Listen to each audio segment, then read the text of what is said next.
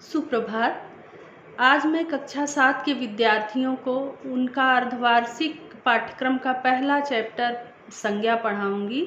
संज्ञा के बारे में आप पूर्व परिचित होंगे क्योंकि कक्षा 6 में भी आप लोगों ने संज्ञा के बारे में पढ़ा होगा, परंतु कोई बात नहीं, आप कक्षा 7 में भी संज्ञा के बारे में पढ़ेंगे तो आपको संज्ञा की और अच्छी जानकारी मिल जाएगी कि संज्ञा किसे कहते हैं, संज्ञा क्या होता है। तो सबसे पहले हम कोई पाठ पढ़ने से पहले उसके बारे में जानेंगे कि वह क्या होती क्या है। अब संज्ञा किसे कहते हैं तो किसी व्यक्ति, वस्तु, स्थान, प्राणी अथवा भाव के नाम को संज्ञा कहते हैं। जैसे मैंने कहा ना, किसी व्यक्ति, वस्तु, स्थान, प्राणी अथवा भाव के नाम को संज्ञा कहते हैं। संज्ञा के कितने भेद होते हैं? संज्ञा के 3 भेद होते हैं। पहला होता है व्यक्तिवाचक संज्ञा, दूसरा होता है जातिवाचक संज्ञा और तीसरा होता है भाववाचक संज्ञा। अब हम बारी बारी से इन तीनों के बारे में जानकारी प्राप्त करेंगे।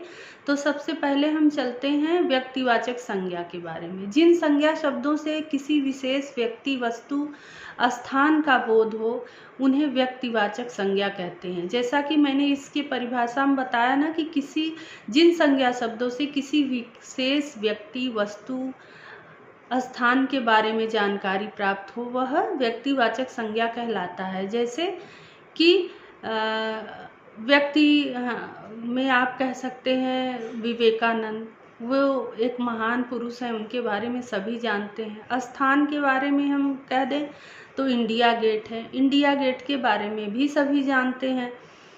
वस्तु के बारे में कहें तो हमारा जो धार्मिक ग्रंथ है रामचरितमानस, रामचरितमानस हमारा एक पौराणिक ग्रंथ है जिसके बारे में हर भारतवासी जानता है, हर हिंदुस्तानी जानता है। तो ये रहा हमारा विशेष वस्तु जो है। और इसी तरह हम आगे बढ़ते हैं कि जातिवाचक संज्ञा क्या कहते हैं। तो जिन संज्ञा शब्दों से एक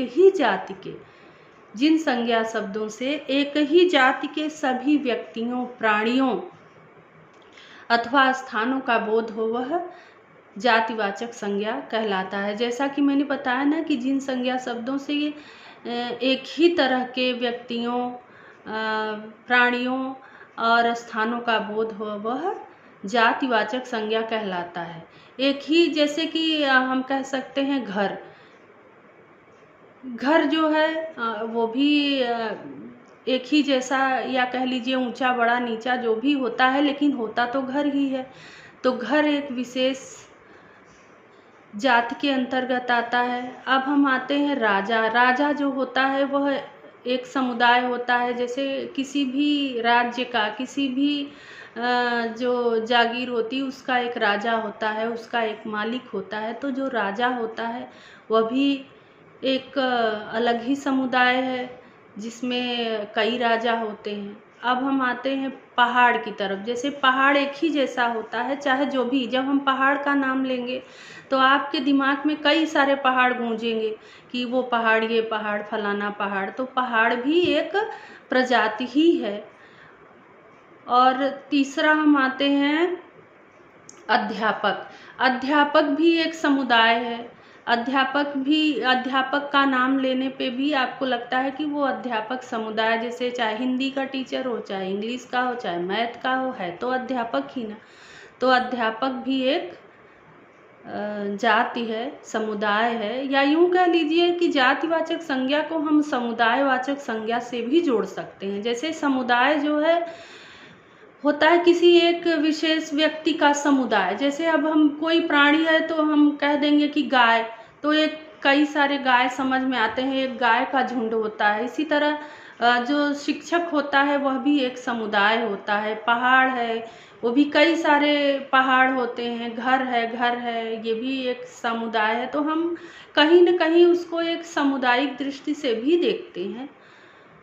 अब हम बढ़ते हैं भाववाचक संज्ञा की तरफ कि भाववाचक संज्ञा क्या होती है। जिन संज्ञा शब्दों से किसी व्यक्ति के गुण, दोष, दशा, अवस्था, भाव इत्यादि का बोध हो उसे भाववाचक संज्ञा कहते हैं।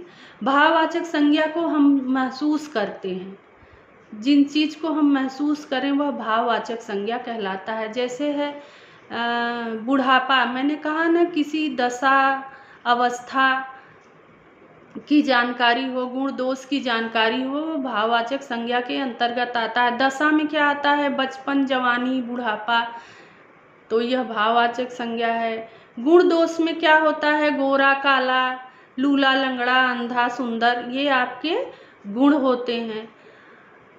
और तीसरा होता है स्थान, जैसे स्थान है, ऊंचाई, कोई चीज़ बहुत ऊंचा है, कोई चीज़ बहुत छोटा है, तो जहाँ पे इन सब स्थानों की जानकारी हो, जिसको हम ये महसूस करें कि ये बड़ा है, ये छोटा है, वह उसके गुण दोष दशा के अंतर्गत आता है। अब हम चलते हैं मिठास की तरफ। कोई भी चीज़ जब हम खाते हैं तो अगर हमें खट्टा लगता है तो हम खट्टा महसूस करते हैं, नमकीन लगता है तो नमकीन महसूस करते हैं, मीठा लगता है तो हम मीठा महसूस करते हैं। तो यूँ कह लीजिए कि जो भाववाचक संज्ञा होता है उसे हम महसूस करते हैं। तो जिन चीज़ों को हम महसूस करें, जिन चीज़ों की गुण दोष दशा अवस्था के बारे में हम सोचें, वह भाववाचक संज्ञा कहलाता है। ये रहा आपका संज्ञा के तीनों भेद के बारे में मैंने आपको जानकारी दे दी है। अगर आपको कम समझ में आ रहा है तो आप एक बार किताब पढ़ेंगे तो आपको और अच्छे ढंग से समझ आ जाएगा। बाकी इससे बनने वाले क्वेश्चन आंसर जो हैं, इससे बनने वाले प्रश्न और उत्तर मैं आपको PDF के माध्यम से इसी ग्रुप में सेंड कर दूंगी। आज के लिए बस इतना ही। धन्यवाद। आगे के वीडियो में नेक्स्ट उसमें शेयर करूंगी।